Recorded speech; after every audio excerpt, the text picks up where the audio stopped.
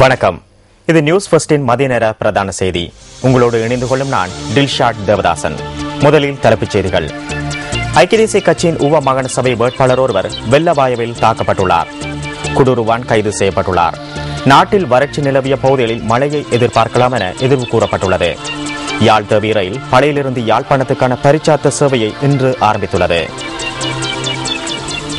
இனி விரிவான செய்திகள். ஐக்கிய தேசிய கட்சி சார்பாக ஊவா மாகாண சபையில் போட்டியிட்ட வேட்பாளர் ஒருவர் வெள்ளவாய எத்திலிவெவ பகுதியில் தாக்குதலுக்கு உள்ளாகியுள்ளார். இன்று அதிகாலை 1:30 அளவில் வெள்ளவாய எத்திவெவ பகுதியில் கார் ஒன்றுக்குள் நித்திரையில் இருந்த வேட்பாளர் மற்றும் அவரது ஆதரவாளர் ஆகியோரை இனம் தெரியாத சிலர் தாக்கியுள்ளதாக போலீசார் தெரிவிக்கின்றனர். இவ்வாறு வருகை தந்த 20 பேர் கொண்ட குழுவினர் குறித்த இருவரையும் தாக்கி காருக்கும் சேதம் ஏற்படுத்தியுள்ளதாக போலீசார் குறிப்பிடுகின்றனர். தேர்தலுக்கு பின்னரான காலப்பகுதியில் மிகவும் அமைதியாக செயற்படுமாறு ஊவா மாகாண ஆளுநர் நந்தமெத்தேவ் பொதுமக்களிடம் கேட்டுக் கொண்டுள்ளார். நடைபெற்று முடிந்த ஊவா மாகாண சபை தேர்தல் தொடர்பில் உயர்கல்வி அமைச்சர் எஸ்.பி. திசாநாயக்க அனுராதபுரத்தில் நேற்று இடம்பெற்ற ஊடக சந்திப்பின் போது கருத்து தெரிவித்துள்ளார்.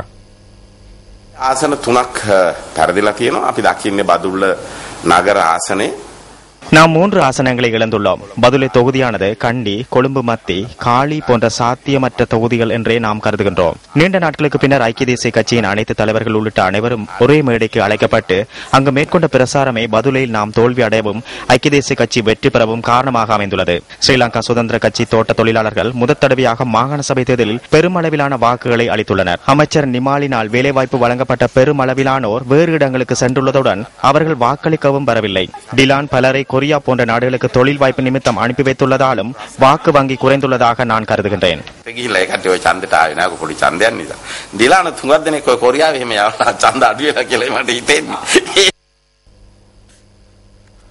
அனுராதபுரத்தில் நேற்று நடைபெற்ற மக்கள் சந்திப்பில் விசேட செயற்திட்ட அமைச்சர் எஸ்.எம். சந்திரசேன கலந்து கொண்டார்.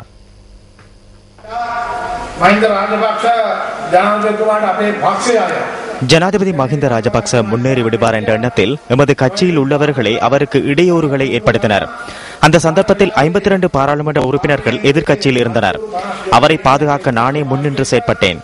அவர் நாட்டின் ஜனாதிபதியாக இருக்காவிட்டால் நான் இன்று அரசியல்வாதியாக இருக்க மாட்டேன். அவ்வாறு இல்லையாயின் நான் இன்று மண்வெட்டி எடுத்து வயலில் வேலை செய்ய தயாராக உள்ளேன். இருந்த போதிலும் அவரது அதிர்ஷ்டத்தினாலும் எமது அதிர்ஷ்டத்தினாலும் அவர் வெற்றி பெற்றுள்ளார். එතුමාගේ වාසනාවටත් අපේ වාසනාවටත් එතුමා ජයග්‍රහණය කරා. ஸ்ரீலங்கா சுதந்திர கட்சியின் 63வது நிறைவாண்டை முன்னிட்டு அனுராதபுரம் கலாவேவ 600 ஏக்கர் பகுதியில் இந்த மக்கள் சந்திப்பு ஏற்பாடு செய்யப்பட்டிருந்தது. கல்கிசை பகுதியில் ஹெரோயின் வர்த்தகத்தில் ஈடுபட்டு வந்த குடூருவான் என்பவர் கைது செய்யப்பட்டுள்ளார்.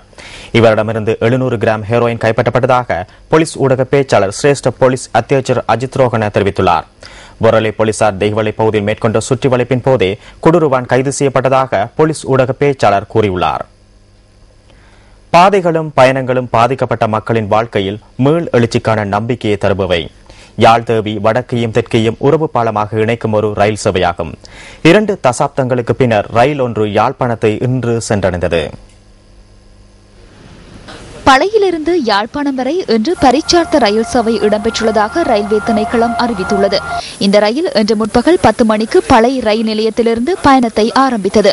நாட்டில் யுத்தம் நிலவிய காலப்பகுதியில் இடம்பெற்ற தாக்குதல்களினால் 1990ஆம் ஆண்டுடன் வடபகுதி ரயில் மார்க்கம் முற்றாக சேதமடைந்திருந்தது. இந்நிலையில் 2009ஆம்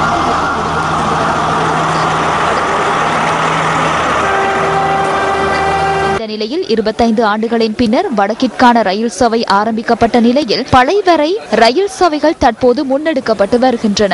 யாழ் ரயில் நிலையம் வரையிலான ரயில் மார்க்கத்தின் நிர்மாண பணிகள் பூர்த்தியடைந்துள்ளதை அடுத்து இன்று இந்த பரிச்சார்த்த சேவை இடம்பெற்றது. யாழ்ப்பாணத்துக்கான ரயில் சேவைகளை அடுத்த மாதம் உத்தியோகபூர்வமாக மீள ஆரம்பித்து வைப்பதற்கு ரயில்வே திணைக்களம் ஏற்பாடுகளை மேற்கொண்டு வருகின்றது. இந்த புனரமைப்பு பணிகளுக்காக இலங்கை மத்திய வங்கி 85 மில்லியன் ரூபாவை ஒதுக்கியுள்ளதுடன் இந்திய அரசாங்கத்தின் கடனுதவி மற்றும் தொழில்நுட்ப உதவிகளும் பெற்றுக் கொள்ளப்பட்டுள்ளன.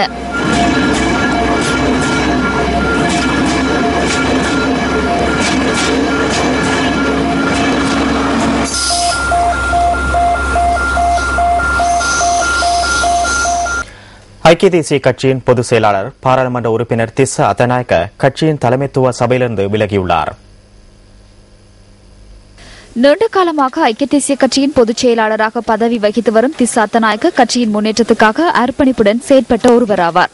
தலைமைத்துவ சபையிலிருந்து அவர் விலகியதனை அடுத்து தலைமைத்துவ சபையை பிரதிநிதித்துவப்படுத்திய ஐக்கிய தேசிய கட்சியின் உண்மையான உறுப்பினர்களின் எண்ணிக்கை மேலும் குறைவடைந்துள்ளது. பொதுச் செயலாளர் திசாத்தநாயக்கவின் பதவி விலகலை அடுத்து ஐக்கிய தேசிய கட்சியின் தலைமைத்துவ சபையில் இருக்கும் பாராளுமன்ற உறுப்பினர் கபீர் ஹாசிம் மற்றும் ருவான் விஜயவர்தன தவிர்ந்த ஏனைய அனைவரும் வேறு கட்சிகளிலிருந்து ஐக்கிய தேசிய கட்சியுடன் இணைந்து கொண்டவர்கள் என்பது குறிப்பிடத்தக்கது. ஏறாவூர் சவுக்கடி கடற்கரையில் இருந்த மீன்பிடி வள்ளம் ஒன்றுக்கு அடையாளம் தெரியாத சிலர் தீ வைத்துள்ளனர். ஏறாவூர் சவுக்கடி கடற்கரையில் நிறுத்தி வைக்கப்பட்டிருந்த மீன்பிடி வள்ளம் அடையாளம் தெரியாதவர்களினால் தீ வைக்கப்பட்டுள்ளதாக போலீசார் தெரிவிக்கின்றனர். தொழில் ரீதியான போட்டி காரணமாகவே இந்த சம்பவம் இடம்பெற்றிருக்கலாம் என போலீசார் சந்தேகிக்கின்றனர். நேற்றிரவு 8 மணி அளவில் இடம்பெற்ற இந்த சம்பவத்தில் மீன்பிடி வள்ளம், வலைகள் உள்ளிட்ட பொருட்கள் முற்றாக எரிந்து சாம்பலாகியுள்ளதாக எமது பிராந்திய செய்தியாளர் தெரிவிக்கின்றார். இந்த சம்பவம் தொடர்பிலான மேலதிக விசாரணைகளை ஏறாவூர் போலீசார் மேற்கொண்டு வருகின்றனர். நாகொடை மற்றும் புத்தளம் ஆகிய பகுதிகளில் 2 கொலை செய்யப்பட்டுள்ளனர். நாகுடு வாட்டுவெளிவிட்ட பகுதியில் நேற்றிரவு 10 மணியளவில் கூறிய ஆயுதத்தால் தாக்கப்பட்ட 30 வயதான ஒருவர் கொலை செய்யப்பட்டதாக போலீசார் தெரிவிக்கின்றனர். வாய் தர்க்கம் முற்றியதை அடுத்து தனது தந்தை மேற்கொண்ட தாக்குதலில் குறித்த நபர் உயிரிழந்துள்ளார். சந்தேக நபர் இதுவரை கைது செய்யப்படவில்லை. இதேவேளை புத்தளம் வேப்பமடு பகுதியில் 30 வயதுடைய பெண் கொலை செய்யப்பட்ட சம்பவம் தொடர்பில் போலீசார் விசாரணைகளை ஆரம்பித்துள்ளனர். குறித்த பெண்ணுடன் தொடர்பு வைத்திருந்த ஒருவர் அவரது வீட்டின் அறைக்கு மண்ணெண்ணெய் ஊற்றி தீ வைத்ததாக தகவல் வெளியாகியுள்ளது. இதன்போது எரிகாயங்களுக்குள்ளான நிலையில் வைத்தியசாலையில் அனுமதிக்கப்பட்ட பெண் இன்று அதிகாலை 2 மணியளவில் உயிரிழந்துள்ளார். இந்த கொலையுடன் தொடர்புடைய சந்தேக நபரும் இதுவரை கைது செய்யப்படவில்லை. புத்தளம் அக்கரைப்பட்டு பிரதேசத்தின் பல பகுதிகளிலும் வீதி விளக்குகள் ஒளிராமல் இருப்பதாக பிரதேச மக்கள் தெரிவிக்கின்றனர்.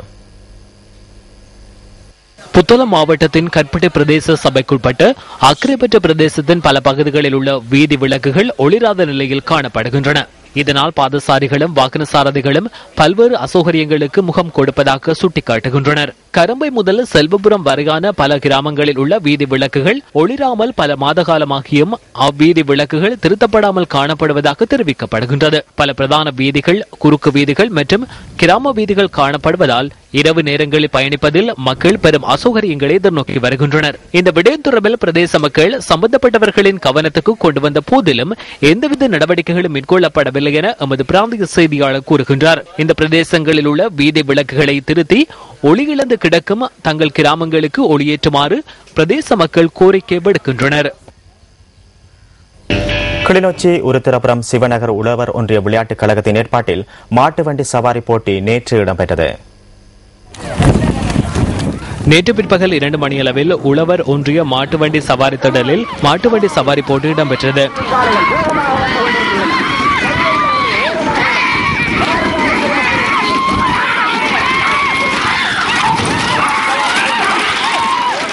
தமிழர்களின் பாரம்பரிய வீர விளையாட்டுகளில் ஒன்றான மாட்டு வண்டி சவாரி அழிவடைந்து வரும் நிலையில் அதனை ஊக்குவிக்கும் முகமாக இந்த நிகழ்வு ஏற்பாடு செய்யப்பட்டிருந்தது.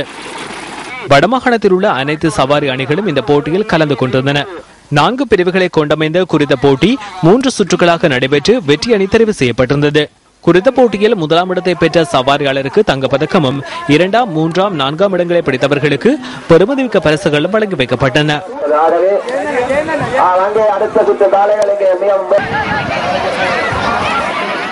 மிகவும் விறுவிறுப்பாக நடைபெற்ற இந்த போட்டியை கண்டுகளிக்க நூற்றுக்கணக்கானவர்கள் ஆர்வத்துடன் திரண்டிருந்தமை குறிப்பிடத்தக்கது. இத்துடன் நியூஸ் ஃபர்ஸ்டின் மதிய நேர பிரதான செய்தி நிறைவு பெறுகிறது. நியூஸ் ஃபர்ஸ்டின் மணித்தியால செய்தியை 2:25க்கு எதிர்பாருங்கள். வணக்கம்.